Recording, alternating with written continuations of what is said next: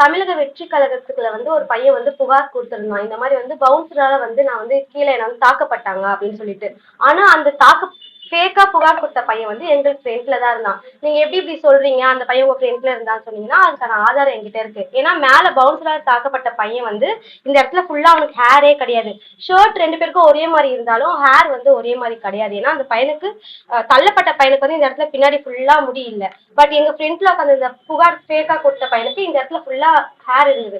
அதோட போட்டோல இருந்து வீடியோல இருந்து எல்லாமே என்கிட்ட இருக்கு. அது மட்டும் இல்ல, தளபதி வந்து ரேம்ப் வாக் போகும்போது அந்த பையன் என் ஃப்ரெண்ட்ல தான் இருந்தான்.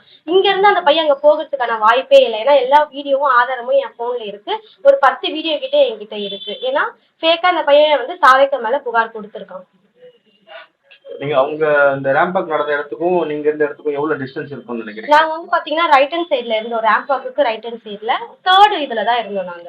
சோ அதனால அந்த இந்த கூட்டத்துல அந்த பையன் போக வாய்ப்பே இல்லை. ஏன்னா செம்ம கூட்டமாயிருச்சு மாநாட்டுல. ஏன் அந்த முடியிற வரைக்கும் அந்த பையன் ஃப்ரெண்ட்ல தான் இருந்தான். உங்களுக்கு உங்களுக்கு நீங்க எடுத்த மொபைல் இருக்கிற பையன் வந்து உங்களுக்கு எப்படி தெரியும்? ஆக்சுவலா இவங்கதான் வந்து போலியான ஆளு அப்படின்றது உங்களுக்கு எப்படி தெரிய வந்தது உங்களுக்கு? ஏன்னா அந்த ஒரிஜினல் வீடியோ வந்து போட்டிருந்த பையன் பாத்தீங்கன்னா ஹேர் தான். ஹேர் அந்த ஷர்ட். ஆனா 2 பேருக்குமே ஷர்ட் வந்து லைன்ஸ் வந்து கொஞ்சம் டிஃப்ரெண்ட் இருக்கு.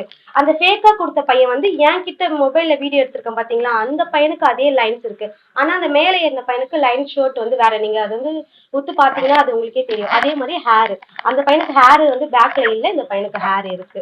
உங்ககிட்ட இருக்கிற வீடியோ, நீங்க எடுத்த வீடியோ அதுல அந்த பையன் பதிவா இருக்கான்னு உங்களுக்கு எப்படி தெரிய வந்தது? அது எப்படி தெரிஞ்சிச்சுன்னா, நான் இன்ஸ்டாகிராம் வந்து நார்மலா வீடியோஸ் வந்து மாநாட்டுக்கு போன வீடியோ போட்டிருந்தேன்.